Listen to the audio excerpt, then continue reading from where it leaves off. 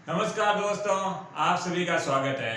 दोस्तों, हम लोग इंडियन ज्योग्राफी और वर्ल्ड ज्योग्राफी की सीरीज को साथ में लेके चल रहे हैं। अभी तक हम लोगों ने ऑलमोस्ट काफी वीडियोस कवर कर लिए हैं। अगर आप लोगों ने वीडियोस पहले वाले नहीं देखे हैं तो आप लोगों को वीडियो प्लेलिस्ट में मिल जाएंगे चैनल की। और आज के वीडियो हम लोग बात करने वाले हैं जो ओशियन करंट है, जो महासागरीय धाराएं हैं। क्योंकि दोस्तों ये बहुत इंपॉर्टेंट टॉपिक है, इसमें से एक क्वेश्चन आप लोगों को कहीं ना कहीं देखने को जरूर मिलेगा। तो इसको हम लोग एक कॉन्सेप्ट के माध्यम से समझने वाले हैं, तो वीडियो के एंड तक बने रहें। तो सबसे पहले हम लोग बात करेंगे, भाई टॉपिक है हमारा जलधारा।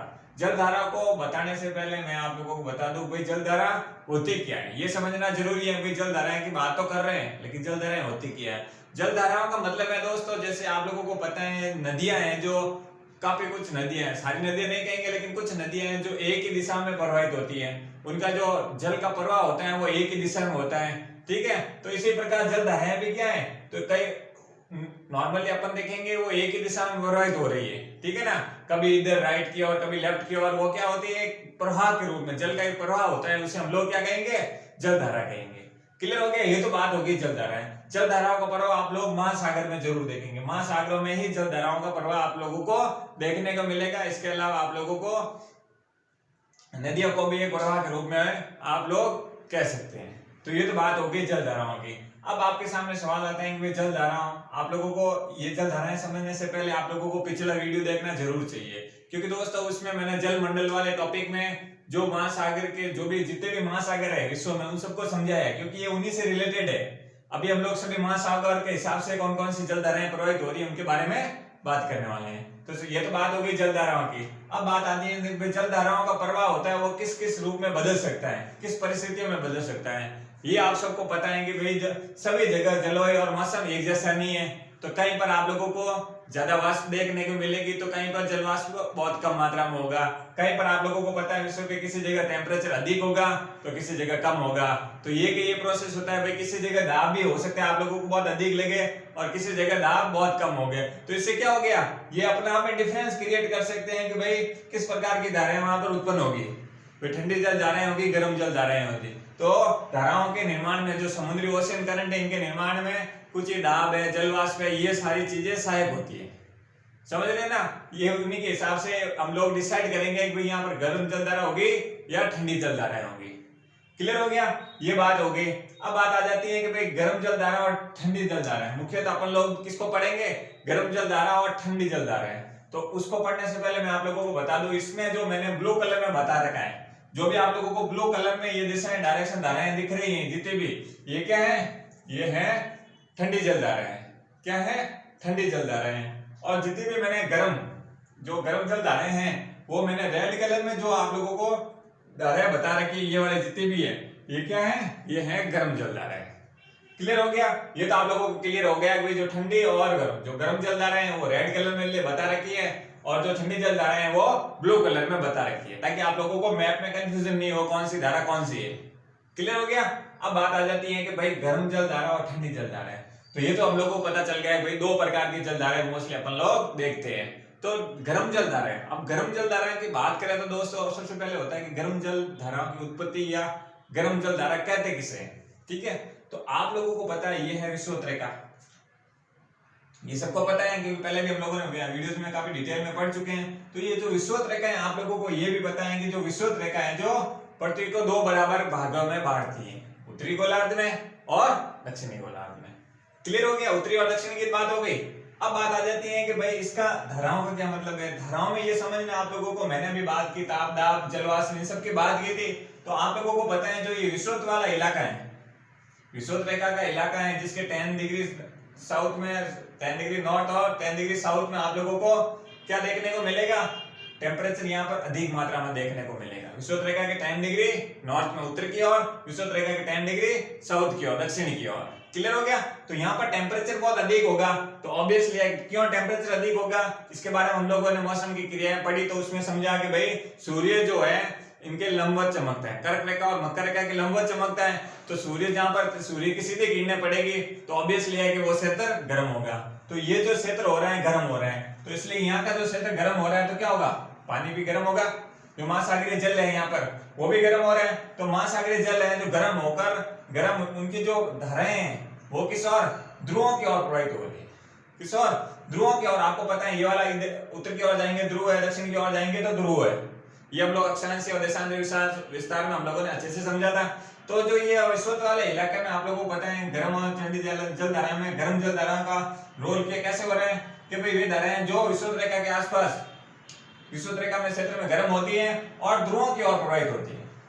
विषुवत रेखा में गर्म होती है या विषुवत रेखा की जो विषुवत रेखा से ध्रुवों की ओर प्रवाहित होने वाली धारा क्या होती है, गर्म जल धारा। जो जल धाराएं विषुवत रेखा से ध्रुवों की ओर प्रवाहित हो रही है उसे हम लोग क्या कहेंगे, गर्म जल धारा। क्लियर हो गया, ये आप लोगों को समझ में आ गया। अब बात करते हैं कि ठंडी जल धाराएं क्या कहते हैं। तो ठंडी जल धाराएं किसे कहते हैं, तो ठंडी जल धाराओं की बात करें तो ठंडी जल धाराएं वे होती हैं जिनका प्रवाह ध्रुवों से विषुवत रेखा की ओर हो रहा है। क्योंकि ठंडी जल धाराएं कौन सी होगी, उनके क्षेत्र कौन सा होगा, ठंडा जल क्षेत्र होगा। तो ठंडा भाग आप लोगों को पता है ध्रुवीय भाग है, यहाँ पर सूर्य की किरणें तिरछी पड़ती है या न के बराबर पड़ती है। तो इससे क्या होगा, ये एरिया है जो कौन सा, आर्कटिक वाला, अंटार्कटिका वाला एरिया आप लोगों को मोस्टली आप लोगों को ठंडा इलाका देखने को मिल रहा है। तो ध्रुवों से विषुवत रेखा की ओर प्रवाहित होने वाली जो जल धाराएं हैं उसे हम लोग क्या कहेंगे, ठंडी जल धाराएं कहेंगे। क्लियर हो गया, ये आप लोगों को आराम से समझ में आ गया होगा। अब बात आ जाती है भाई विषुवत रेखा पर, ये तो बात कर ली उत्तरी जल धाराएं और दक्षिणी जल धाराएं, जो भी ये ठंडी जल धाराएं और गर्म जल धाराओं की बात कर ली। अब एक चीज आप लोगों को ये भी ध्यान रखनी है, जहां पर दोस्तों आप लोगों को कुछ स्थितियां देखने को मिलेगी, कैसे, जहां पर ठंडी और गर्म जल धाराएं आपस में मिल रही है, इधर से भी गर्म हवा आ रही है, इधर से ठंडी हवा आ रही है। तो ये जो बीच में जो क्षेत्र आ रहा है जहां पर ठंडी जल धाराएं और गर्म जल धाराएं मिल रही है, तो ये एक अपने आप में बहुत खास जोन हो जाता है। इस जोन की बात करें, इस क्षेत्र की बात करें तो ये एक प्रकार से मत्स्य को बढ़ावा देने वाला क्षेत्र कह सकते हैं, मत्स्य उत्पादन वाला क्षेत्र, अधिकतम मत्स्य उत्पादन के लिए जाना जाता है। तो क्वेश्चन आप लोगों को कैसे बन सकता है कि भाई किस स्थिति में मत्स्य उत्पादन वाले क्षेत्र या कौन से सागर से संबंधित या कौन सी दो धाराएं आपस में मिल रही है जहां पर मत्स्य उत्पादन वाला क्षेत्र होगा, तो वो कौन से होंगे, मैं दो लोग अभी आप लोगों को नॉर्मली बता देता हूं। एक स्थिति ये है जहां पर लेब्राडोर धारा जो कि ठंडी जल धारा है और गल्फ स्ट्रीम जो कि गर्म धारा है, ये अमेरिका के तटीय इलाकों में आपस में टकरा रही है। तो ये जो क्षेत्र है आप लोगों को देखने को मिलेगा क्या है, मत्स्य उत्पादन की दृष्टि से सबसे श्रेष्ठ क्षेत्र है। यहाँ पर आप लोगों को पता है दोस्तों, प्लैंकटन, क्या नाम से, प्लैंकटन नाम की घास होती है जिसको छोटी छोटी मछलियां खाने आती है और फिर वही प्रोसेस चलता है, छोटी बड़ी को खाती है, बड़े छोटी को बड़ी खाती है, ठीक है ना। तो प्लैंकटन घास के मैदान है, आप लोग सॉरी प्लैंकटन नाम के जो घास के जो क्षेत्र हैं, ठीक है ना, वो इन्हीं क्षेत्रों में होते हैं और इसलिए यहाँ पर मछलियां भी ज्यादा होती हैं और ये पॉजिटिव जोन के लिए जाता है, ना ज्यादा गर्म होगा ना ज्यादा ठंड होगा, ठीक है ना, थोड़ा बैलेंस हो जाएगा। तो अपने आप में ये क्या है, एक प्रकार से मत्स्य उत्पादन क्षेत्र के लिए जाना जाता है। एक तो ये क्षेत्र हो गया, ठीक है ना, अमेरिका का ये पूरी तट कह सकते हैं, ये अमेरिका के तटीय इलाके। इसके अलावा आप लोगों को ये जो जापान और ताइवान के आसपास का इलाका है, यहाँ पर भी आप लोगों को देखने को मिलेगा ये जो क्षेत्र है जहाँ पर कुरोशिवा और सुशिमा जो जल धाराएं हैं, और इधर आप लोगों को आयोशियो या क्यूरल जल धारा आपस में टकराती है या एक दूसरे से इनका मिलन होता है। तो ये जो क्षेत्र भी है जो क्या है, मत्स्य उत्पादन के लिए श्रेष्ठ क्षेत्र माना जाता है।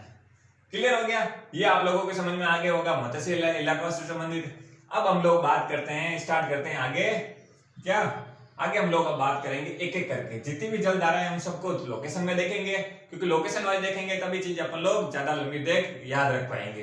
तो लोकेशन वाइज में हम लोग सबसे पहले बात करेंगे, जिस प्रकार हम लोगों ने महासागरों की बात की कि सबसे पहले प्रशांत महासागर, उसके बाद अटलांटिक महासागर, उसके बाद हिंद महासागर, और आगे अगर हम लोग आर्कटिक की बात करें तो आर्कटिक वाले इलाका दोस्तों क्वेश्चन वैसे इंपॉर्टेंट नहीं बनते हैं, क्योंकि वहां से ये जो जल धाराएं वो पूरी और ध्रुवों की ओर पड़ जाते हैं, तो इसलिए वो मछलियों के लिए या किसी और क्षेत्र के लिए उत्पादन के लिए इतना सहयोगी नहीं है। तो उनके बारे में हम लोग ना बात करके मुख्यतः प्रशांत महासागर, अटलांटिक महासागर और हिंद महासागर के बारे में बात करने वाले हैं। क्लियर हो गया, अब बात करते हैं हम लोग, क्योंकि दोस्तों महासागरों के बारे में मैंने पिछले वीडियो में बताया था, ठीक है ना, उसको आप लोग आराम से प्लेलिस्ट में मिल जाएगा, आराम से देख सकते हैं। क्लियर है, अब बात करते हैं हम लोग प्रशांत महासागर। प्रशांत महासागर वाला इलाका आप लोगों को पता है, ये वाला क्षेत्र है, अपन ग्लोब में देखते हैं तो ये दोनों आगे वाले सिरे मिल जाते हैं। तो एक ये क्षेत्र हो गया प्रशांत महासागर का और एक ये भाग हो गया, ठीक है ना। तो प्रशांत महासागर में कौन कौन सी जलधाराएं प्रवाहित हो रही है, उसके आसपास के क्षेत्र कौन से, उसके बारे में हम लोग बात करते हैं। तो सबसे पहले हम लोग यहीं से शुरुआत करते हैं। तो ये वाला जो प्रशांत महासागर है, यहाँ पर आप लोगों को मैंने अभी बताया है कि यहाँ पर गर्म जलधाराएं और ठंडी जलधाराएं मिल रही है। ये आसपास इलाका ये मान सकते हैं आप लोग, ये है एशिया महाद्वीप, और यहाँ पर आप लोगों को जापान, ताइवान है, चाइना का ये ऊपरी हिस्सा कह सकते हैं, उत्तरी भाग वाला ये रूस वाला इलाका है, ठीक है ना। तो यहाँ पर कौन सी जलधाराएं प्रवाहित हो रही है, आयोसीओ जलधारा, जिसे क्यूरेल जलधारा भी कहते हैं, ये ध्रुव से विषुवत रेखा की ओर प्रवाहित हो रही हैं। तो अभी हम लोगों ने बात की ध्रुव से जो विषुवत रेखा की ओर जलधाराएं प्रवाहित हो रही हैं, उसे हम लोग क्या कहेंगे, उसे हम लोग ठंडी जलधारा कहेंगे, ठीक है। ये क्या हो गया, आयोसीय जलधारा। वैसे तो आप लोगों को समझ में आ गया क्योंकि मैंने बताया ब्लू कलर में लिखा, लेकिन ब्लू कलर नहीं दोस्तों, कलर से हर जगह आप लोगों को नहीं समझना है। अभी आप लोगों को समझना है कि ब्लू, इसको ठंडी जलधारा है, क्यों कहा, क्योंकि इसका प्रवाह है जो ध्रुव से विषुवत रेखा की ओर आ रहा है, इसलिए हम लोग इसे क्या कहेंगे, आयोसीय या ठंडी जलधारा। क्लियर हो गया। अगर आगे बात करें, आगे आप लोगों को देखने को मिलेगा विषुवत रेखा से, यहां से नोट करें दोस्तों, क्यूरोसीय धारा और सुसीमा, सुसीमा जलधारा और कुरोसियो, क्या नाम है, कुरोसियो जलधारा है जो ये विषुवत रेखा से ध्रुव की ओर प्रवाहित हो रही है। यहां से नोट कीजिए दोस्तों, ये है ना, ये दोनों जलधारा है, सुसीमा और कुरोसियो जलधारा है जो विषुवत रेखा से ध्रुव की ओर प्रवाहित हो रही हैं। तो हम लोगों ने ये सीखा था, विषुवत रेखा से ध्रुव की ओर जो जलधाराएं प्रवाहित होती हैं, उसे हम लोग क्या कहेंगे, गर्म जलधारा। तो गर्म जलधारा कौन सी है, ये सुसीमा और कुरोसियो। क्लियर है, ये आप लोगों को समझ में आ गया होगा। इसके अलावा प्रशांत महासागर में और देखें तो आप लोगों को यहाँ पर विषुवत रेखा से एक और ध्रुव की ओर प्रवाहित होती हुई एक जलधारा दिखेगी, पूरी ऑस्ट्रेलियन जलधारा। क्या नाम है, पूरी ऑस्ट्रेलियाई जलधारा है जो ऑस्ट्रेलिया के पूर्वी भाग से प्रवाहित होकर ध्रुव की ओर प्रवाहित हो रही है। विषुवत रेखा से ध्रुव की ओर ऑस्ट्रेलिया के पूर्वी भाग से होते हुए ध्रुव की ओर प्रवाहित हो रही है। वो कौन सी जलधारा है, पूर्वी जलधारा है।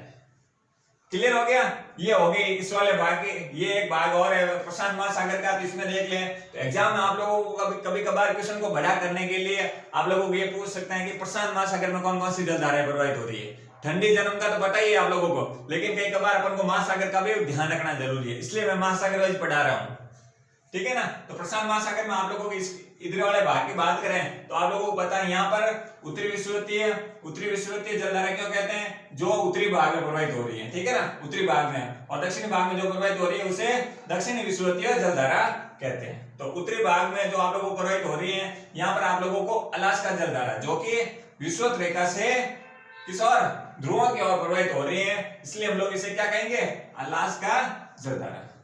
विषुवत रेखा से उत्तर ध्रुव की ओर प्रवाहित हो रही है, इसलिए हम लोग अलास्का जलधारा कहेंगे। तो ये विषुवत रेखा से ध्रुव की ओर प्रवाहित हो रही है, इसलिए हम लोग इसे क्या कहेंगे, अलास्का जलधारा, सॉरी गर्म जलधारा, ठीक है ना। तो अलास्का जलधारा क्या है, एक प्रकार की गर्म जलधारा है। ये आप लोग ये मान सकते हैं नॉर्थ अमेरिका, ठीक है ना, उत्तरी अमेरिका के पश्चिम में। क्लियर हो गया।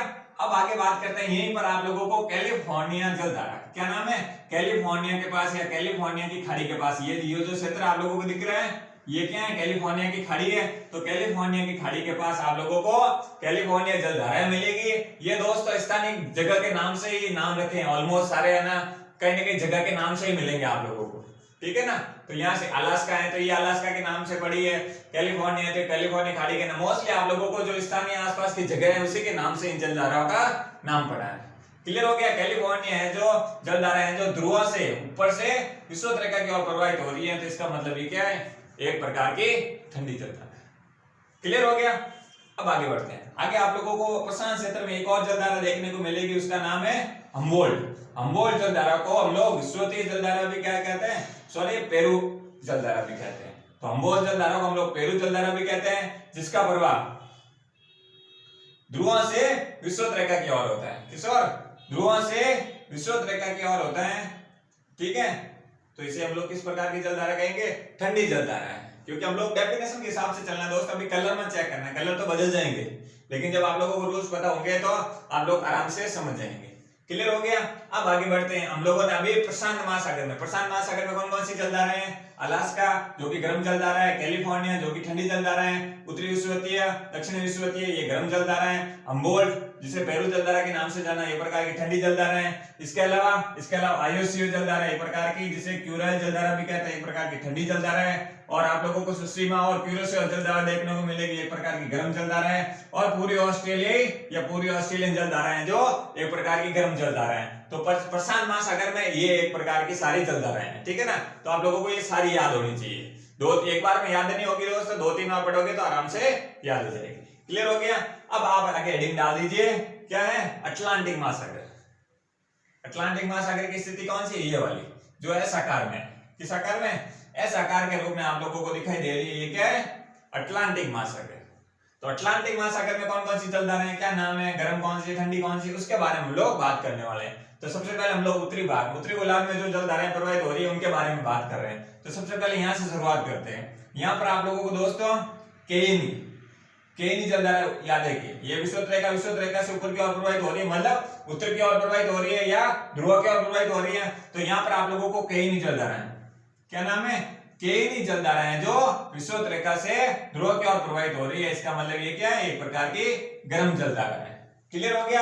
यहीं पर आगे आप लोगों को कौन सी जलधारा देखने को मिलेगी, एंटीलीज, क्या नाम है, एंटीलीज जलधारा है। ये भी, इसका भी प्रवाह क्या किस ओर है, विषुवत रेखा से ध्रुव की ओर प्रवाहित हो रही है, इसलिए ये भी क्या है, एक प्रकार की गर्म जलधारा है। ठीक है, आगे बढ़ते हैं। आगे आप लोगों को ये फ्लोरिडा की जगह के आसपास आप लोगों को फ्लोरिडा नाम की जलधारा देखने को मिलेगी। इसका प्रभाव भी आप लोगों को विषुवत रेखा से ध्रुव की ओर प्रवाहित होते देखने को मिलेगा। तो इसे हम लोग क्या कहेंगे, फ्लोरिडा जलधारा, एक प्रकार की गर्म जलधारा है। क्लियर हो गया। इस प्रकार आगे बढ़ते हैं। आगे आप लोगों को मैंने पहले ही बताया था, ये आगे कौन सी विषुवत रेखा से ध्रुव की ओर बढ़ रही है, इसका नाम क्या है, गल्फ स्ट्रीम। ठीक है, गल्फ स्ट्रीम है जो जलधारा है जो आगे किसके सामने मिल रही है, आपस में किसके आपस में मिल रही है, लेब्राडोर, एक प्रकार की ठंडी जलधारा है। देखो गल्फ स्ट्रीम का प्रवाह किस ओर हो रहा है, विषुवत रेखा से ध्रुव की ओर, और लेब्राडोर जलधारा है, इसका जो प्रवाह है जो ध्रुव से विषुवत रेखा की ओर। तो ये एक प्रकार का मत्स्य उत्पादन का क्षेत्र हो जाता है। इसके बारे में हम लोगों ने पहले बात कर ली। तो ये बात हो गई लेब्राडोर और गल्फ स्ट्रीम के बारे में। क्लियर हो गया। आगे अगर बात करें, आगे आप लोगों को यहाँ पर ये क्या है, ये है ग्रीनलैंड। ठीक है ना, सबसे बड़ा विश्व का द्वीप की बात करें तो कौन सा द्वीप है, ग्रीनलैंड है। ठीक है ना। तो अब इसकी बात करें, यहाँ पर आप लोगों को प्रवाहित होते हैं इर्मिंगर, क्या नाम है, इर्मिंगर जलधारा है जो आप लोगों को यहाँ प्रवाहित होते हुए दिखेगी। इसका प्रवाह होगा विषुवत रेखा से ध्रुव की ओर। तो इसे हम लोग क्या कहेंगे, एक प्रकार की गर्म जलधारा है। यहीं पर आप लोगों को नॉर्वे जो नार्डिक देश है, ठीक है ना, कौन से देश है इसके बारे में हम लोगों ने पहले बात की, नार्डिक देश है। यहाँ पर आप लोगों को नॉर्वे जलधारा एक नॉर्वे देश के नाम पर रखा गया है। तो नॉर्वे जलधारा का प्रवाह भी विषुवत रेखा से ध्रुव की ओर हो रहा है। क्लियर हो गया। तो अब आगे बात करें, इसके अलावा आप लोगों को रेनल जलधारा, इसका प्रवाह भी विषुवत रेखा से ध्रुव की ओर है। आप इसको टेढ़ा लेके नहीं चल गए, ठीक है ना। तो रेनल जलधारा के प्रवाह भी आप लोगों को विषुवत रेखा से ध्रुव की ओर देखने को मिलेगा।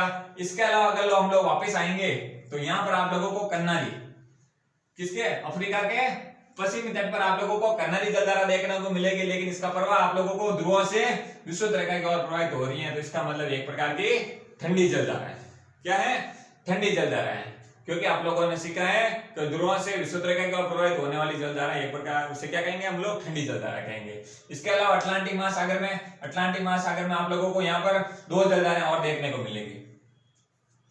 एक फॉकलैंड, यहाँ पर एक और, यहाँ पर होगी फॉकलैंड जलधारा है, ठीक है, और वेगुएला, क्या नाम है, वेगुएला जलधारा भी। दोनों का प्रवाह किस ओर हो रहा है, ध्रुव से उत्तर की ओर हो रहा है, मतलब विषुवत रेखा की ओर हो रहा है। तो ये दोनों जलधाराएं क्या, एक प्रकार से ठंडी जलधाराएं हैं। तो ये अटलांटिक महासागर में बहने वाली जलधाराएं कौन कौन सी, एक बार मैं सबके बाद नाम बता देता हूँ। लेब्राडोर जो कि ठंडी जलधारा है, इर्मिंगर, नॉर्वे, ये दोनों गर्म जलधारा है। रेनेल जलधारा है, ये भी एक प्रकार की गर्म जलधारा है। गल्फ स्ट्रीम एक प्रकार की गर्म जलधारा है। फ्लोरिडा गर्म जलधारा है। एंटीलीज गर्म जलधारा है। केनी एक प्रकार गर्म जलधारा है। ठीक है ना। तो ये आप लोगों को समझ में आ गया होगा। अब आप आगे हेडिंग डाल दीजिए हिंद महासागर। आज का अंतिम पॉइंट में होगा, इसमें हम लोग हिंद महासागर में कौन कौन सी जलधाराएं प्रवाहित हो रही हैं, क्या इसके कोई लक्षण है, तो उसके बारे में हम लोग बात करने वाले हैं। तो हिंद महासागर में बात करें दोस्तों, विषुवत रेखा के पास से शुरुआत करें उत्तरी भाग में आप लोगों को एक जलधारा देखने को मिलेगी जो विषुवत रेखा से ध्रुवों की ओर प्रवाहित हो रही है। उसका नाम है सोमालिया जलधारा। तो सोमालिया धारा है जो विषुवत रेखा से सोमालिया देश के नाम पर ही ये पड़ी है, तो इसलिए सोमालिया जलधारा का प्रवाह हो गया विषुवत रेखा से ध्रुव की ओर। ठीक है, तो इसे एक प्रकार से कहेंगे एक प्रकार की गर्म जलधारा है। क्लियर हो गया। अब आगे बढ़ते हैं। आगे अगर हिंद महासागर का, ये आपको पता है, ये जो क्षेत्र है हिंद महासागर है, और अच्छे से देखना है तो महासागरों का अध्ययन किया है पिछले वीडियो में, तो वो आप लोग जलमंडल के बारे में देख सकते हैं। यहाँ पर अगर बात करें हम लोग विश्वोत्तरिका से ध्रुवों की ओर, यहाँ पर दो धाराएं प्रवाहित हो रही है, एक है मोजाम्बिक जलधाराएं और दूसरी मेडागास्कर, ठीक है ना। मोजाम्बिक देश के नाम से, जो कि अफ्रीका का देश है, उसी के नाम पर इस जलधारा का नाम रखा गया, उसी के तट के आसपास निकल रही है, इसलिए इसका नाम क्या गया, मोजाम्बिक जलधारा। एक प्रकार की गर्म जलधारा, क्यों, क्योंकि इसका प्रवाह है जो विश्वोत्तरिका से ध्रुवों की ओर हो रहा है। क्लियर हो गया। इसके अलावा आप लोगों को मेडागास्कर आप लोगों को पता है कि हिंद महासागर का सबसे बड़ा द्वीप है, ये भी पिछले वीडियो मैंने बताया है। तो इसके पर, इसी के नाम पर इसका नाम मेडागास्कर जलधारा, इसी के तटीय इलाका से होते हुए ये विश्वोत्तरिका से ध्रुवों की ओर प्रवाहित हो रही है। क्लियर हो गया। इसके अलावा आप लोगों को यहाँ पर अगुलास, क्या नाम है, अगुलास जलधारा देखने को मिलेगी, तो इसका प्रवाह भी ध्रुवों की ओर हो रहा है, तो ये भी क्या है, एक प्रकार की गर्म जलधारा है। क्लियर हो गया। अब एक और बात करें, यहाँ पर आप लोगों को लास्ट जलधारा की बात करें, पश्चिमी ऑस्ट्रेलियाई जलधारा, क्या नाम है, पश्चिमी ऑस्ट्रेलियाई जलधारा। इसका प्रवाह ध्रुवों से विश्वोत्तरिका की ओर हो रहा है, तो ये क्या है, एक प्रकार की ठंडी जलधारा है। तो क्लियर हो गया दोस्तों। जलधाराओं को मैंने दोस्तों कोशिश की है, बहुत अच्छे से समझाए हैं। उम्मीद कर रहा हूं कि आप लोगों को जानकारी भी अच्छी लगी होगी और समझ में भी आएगा। अगर आप लोगों को वीडियो अच्छा लगा हो तो प्लीज आप लाइक करें, शेयर करें, सब्सक्राइब करें। वीडियो में किसी प्रकार की कोई कमी रहे तो अपने सुझाव जरूर दें, ताकि आने वाले वीडियो में सुधार किया जा सके। थैंक यू दोस्तों।